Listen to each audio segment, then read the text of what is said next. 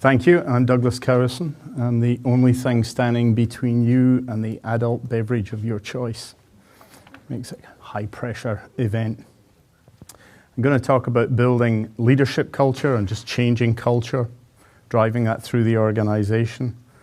We're going to talk about what I think leadership is, attributes, the reality. Some of you were in a session this morning. We're talking about the reality of project confidence and support as you move through, changing culture, etc. And the point here at the end is change is always simple, but it's never easy. And as long as you get to that, I think it helps you understand what's going on. One of the things that certainly I've struggled with, and I was saying this morning, I've done re-engineering projects in AXA PPP in the UK, Cigna International in the UK and Asia, Aetna International in the Middle East, HealthNet here, Cigna here, and now Emblem. So it doesn't really change. Whatever continent, whatever company, size, it doesn't change that much in terms of the imperatives. Leadership. So what is it? I think it's a real ability to connect with people, to have trust and respect for the people that you work for. You'll get it back in spades. The results orientation, I think, is a given in most organizations. The mentoring approach is not. Neither is the cascading of recognition. One of the things we find, or I find a lot of in organizations, is that the work that people are doing, the grassroots, is often just glossed over because it's leading to this broader goal. But if you can give recognition down through your organization, across through your organization, you will have people engaged and taking part in the change process. Without that, it becomes patchy. Leadership. Why is it not common? So this is my theory. Two axes, knowledge and leadership. And what tends to happen within this is that most organizations drive towards the accumulation of knowledge. So when I go through various insurance companies, what I find is that, the head of underwriting is an underwriting expert. The head of provider contracting is an expert in coding, etc. The real place that you want to be getting to within this is that mix between leadership and subject matter expertise. Those are your real leaders. Someone who can sit down at the table and talk with, whether it's underwriters, whether it's salespeople, whether it's technology people, and talk with them at their own level, but bring them along in terms of a leadership role, and that the mentoring, being at the front, taking people along, that's really what you're measuring. To me, there's nothing wrong with subject matter experts. I'm not shooting that down, nor am I saying there's anything wrong with being a mid-level leader or early career. The one thing I would say is, if it says early career and you're at my age in there, it's probably a time for the person to be leaving and moving on. But I think the reason it's not common is we focus too much on this subject matter expertise. Attributes, embrace diversity. I'm always saying it's all about diversity, but to me, when I talk about diversity, I'm not talking about, Protestant v. Catholic, black v. white, gay v. straight. I'm talking about getting people in a room that when you sit them down in a room, they don't all think alike.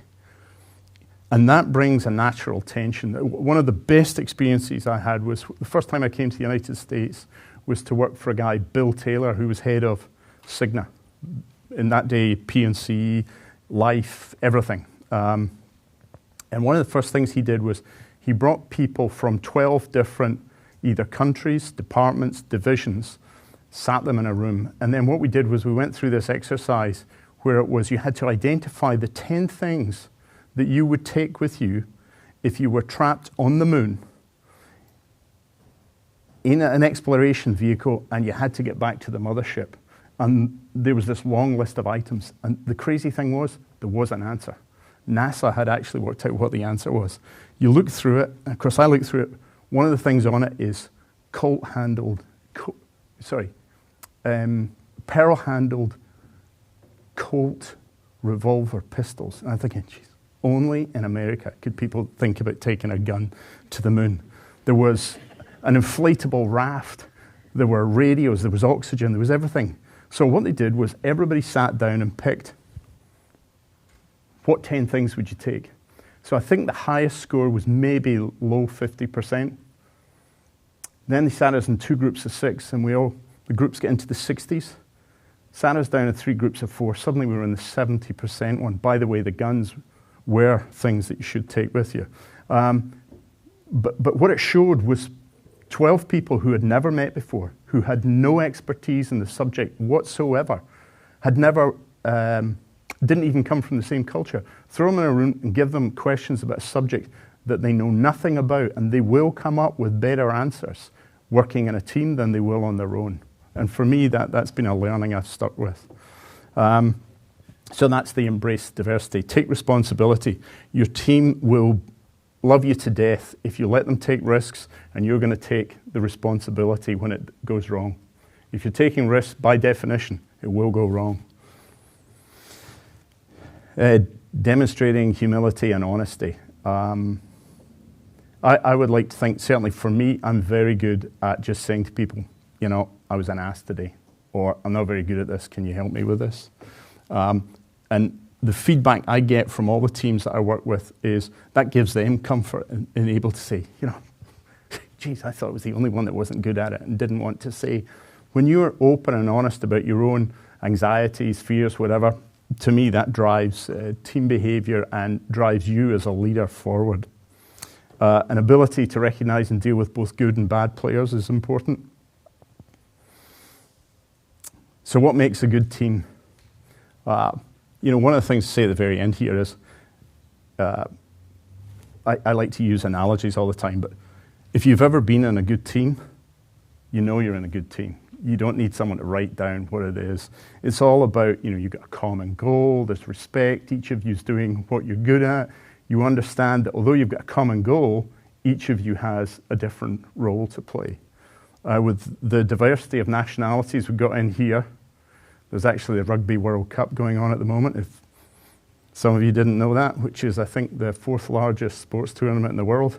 I think the Super Bowl is 5 or 6 places behind that. But, you know, there's the team game. 15 different people, all with different roles. As long as you know your own role and you know what the team's going for, and you all respect that, and you all drive forward with the same enthusiasm and passion, that makes a good team. I'm going to say it again here. Remove bad players. Take on challenges. Anything that you don't take on, you're guaranteed you failed at. Pick people that are smarter than you. I don't see a lot of that when I look around organizations, but really, you can pick people that are smarter than you and different. And when I say different, again, I come back to that thought diversity rather than, you know, physical or racial diversity. It's about smarter and different. That's going to only add to the pie. This was the one that we were talking about this morning. I just wanted to share this. This was, and I'm sorry, I'm terrible with names. I don't remember her name, but she was head of customer service for Avis Europe. And we were talking about how projects go. And the reality is that as you start to build these projects, the whole organization is skeptical at first, but then suddenly it starts to get up this momentum that, wow, you know, this could be really good. And then, of course, as they go further and further on, they go through the dips and the rises. And then, of course, you bring the project on board and you start loading the project, and everything that goes wrong will will lead people to step away from your project. And what she called this was the long, dark night of the innovator. And I've always remembered that because I don't know how many times I've initiated large projects. That long, dark night is, believe me, it is long and it is dark. But the good thing is, you get over it. And the project starts to move on. And once you get to steady state, suddenly everybody's back on board again. So, I mean, for me, one of the things was that, and I can talk about it, he's no longer CEO, Ed Hanway. Ed Hanway came in at the end and said to me, yeah, this is such a good thing we've done. It's fantastic. Yeah, blah, blah, blah. And then I reminded him that when he found out what we were doing, he threatened to shut it down. And what it was we were in that long dark night phase where we'd set up the project, we were taking down the old culture, we were building up the new culture and putting in the new processes. So how do you navigate the long dark night? Consistent, persistent communication at all levels of the organization. You start going to just managers, you will not get there. When I arrived at Emblem, I'm a big coffee drinker, and they have free coffee on every floor. Scottish, free coffee. It was a match made in heaven. So I kept going to different floors. And when I was standing getting a coffee, the chat that you would hear from employees. So it didn't matter whether I had managers on board or not, but if you could get the people on the ground floor on board, the whole thing, you got this groundswell, this kind of tsunami driving you forward. And one of the points I got there, it is the long dark night. Get over it. You know, people are not going to love your project through all phases of it. It's about staying strong and staying bold during that long dark night phase. Having key leaders assigned and on board with you is absolutely critical. Making the message simple, obvious, relevant, and repeatable is so important with people. Ernst and I were talking about this earlier, that one of the problems that, for instance, again, if I go back to my Cigna days, Ed Hanway used to say to people, I want people focused on the share price or earnings per share. Really? You know, who in a call center, a claim office, or, you know, underwriting, provider, any of these places is sitting around worried about share price on a day-to-day basis. You want them focused on something that they can relate to. I'm going to show you a video now if I can work this out. So I'm not the most tech-savvy character on the planet, but one of the things I did get asked about was, you know, how do we spread a message through the organization? And to me, this is one of the best examples I've seen of it. This is Oprah Winfrey's launch of her 24th season. That today's gonna be a good day. That today's gonna be a good day. That today's gonna be a good day. I feel it. That today's gonna be a good day. That today's gonna be a good day. That today's gonna be a good day. Today's a day. Let's live it up. 24 seasons. So this is the Black Eyed Peas. Look how she smashed it. Like, oh my God. Jump off that sofa. Keep watching Oprah. I know the world happens far. If we get down and go out and just lose it all. I feel Stressed out, I wanna let it go. It's the way out of space now. Losing your control. chit. Fill up my cup. Mazel tov. Look at her dancing. Just take it off. Let's paint the town. We'll shut it down. Let's burn the roof. 'Cause I got a feeling that tonight's gonna be a good night. That tonight's gonna be a... Sorry, I could go on dancing to that all night. But anyway, I'll get back to the point there. Get the right one. VW, is that right? What do you know? Okay, so give me a few seconds and I'll kick back through this. So when you talk about it, how do you spread a message through a large organization? I think that's just a great example of how you do that. So how did they do it? And I think the key there is that we use this every day in bringing change to an organization. We call it finding your 20 dancers. So what they did was they had a number of professional dancers. I don't remember the number, but it's small, 40, 60, whatever. Professional dancers then took 10 or 15 volunteers and they walked them through what they were going to do, and then they spread themselves throughout the crowd. So they probably had 500 people, 600 people in there, but the whole 30,000 people came along with them on that. It was, they were up for it. You know, they were there. So in other words, think of an organization. They were up for it. Your organization is up for change. They got a simple message, and they took that message to champions in the crowd. So you're taking it to champions in your organization, in various departments. Those are your 20 dancers. So every time we go to do something new, the first thing we say is, who are our 20 dancers? And it's quite funny now. You see, you know, we'll be sitting in a meeting and I'll get a text saying, she's one of the dancers, or he's going to be a really good dancer. But it literally works where you can take, and again, this goes back to my comment about it's not share price, it's not some customer service excellence that people can't relate to. It's got to be something that people can relate to. So paint the story down at the level of the people that you're talking to. It is easy to influence a large organization, provided you do that and you keep going with it. Your dancers need to work with a group of people that are willing to take part in it. You need to spread them throughout your organization or the population you want to influence, and all 20 dancers need to know their role and the ultimate goal of the change program you're going through.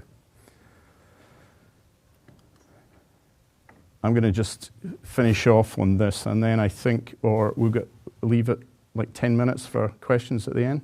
Okay. So culture. For me, culture is what's gone before.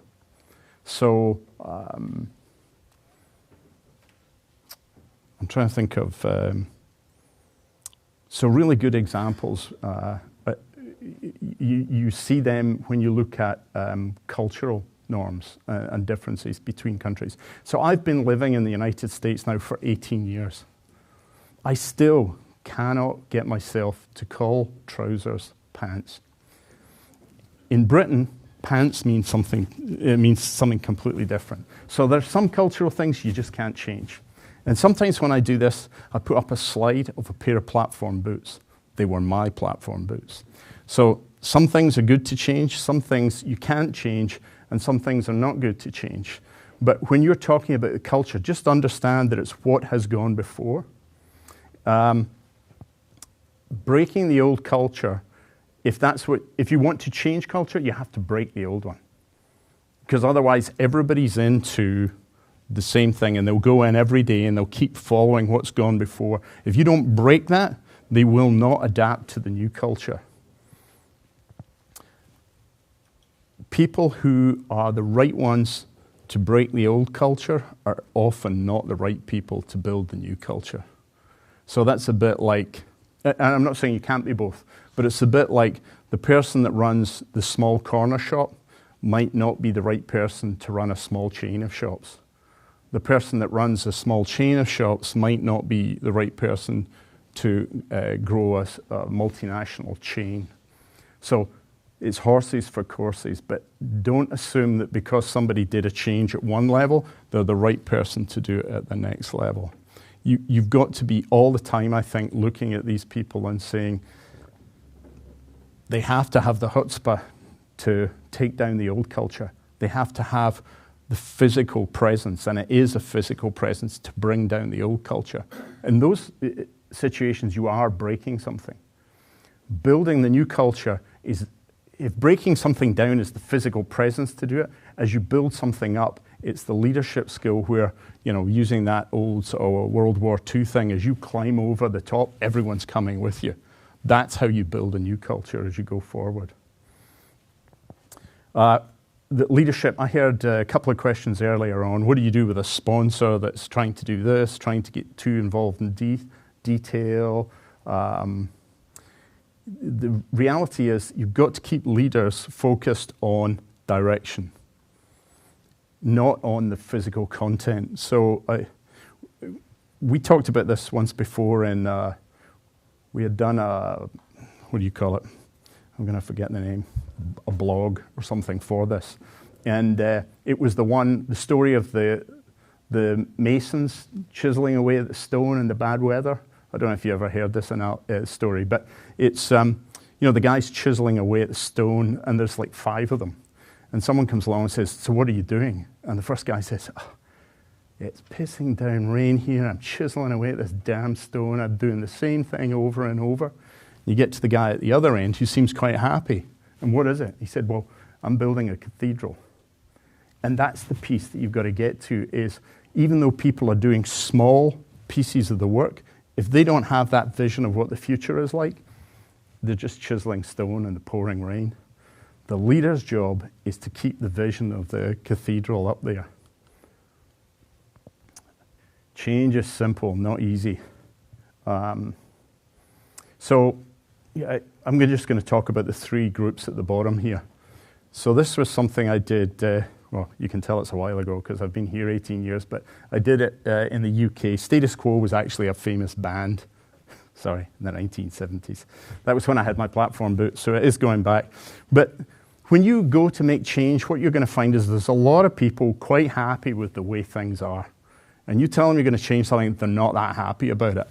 But again, you break the old culture, bring in the new culture. Before you know it, the new culture is the new norm, and they're just flowing along with it. Zealots. I call them like ex-smokers. Have you ever been with that ex, or maybe you are an ex-smoker? I hate smoking. I hate smoking. Well, it's like that. They become evangelists for you. Those really are your 20 dancers. So they are tied to a culture. You bring them a new culture that they want, and they're going to readily grab and hold on to. They will be your 20 dancers. And then the insidious blockers. These are the passive-aggressive people. You're going to get this. When I did this article, I didn't realize the guy was going to quote me, but he quoted me on it. And I said, look, the solution to these people is the Indiana Jones one. So I don't know if you remember the original Indiana Jones, where he's trying to run his way through the market, and suddenly there's this big guy all in robes with a huge sword challenging him. And it's like, well, he pulls out a gun and shoots him. So basically that's what you have to do with those people. You have to move on. Is that? So I think, I'm going to open up for questions now, but that thing is that if you don't move out people who are there to block your efforts will be blocked. There will be people there who will try and block your efforts. In my experience is it's not usually a big number, but they often control or influence quite a large group. And those people you do need to move on. Anyway, I'll open it up for questions now.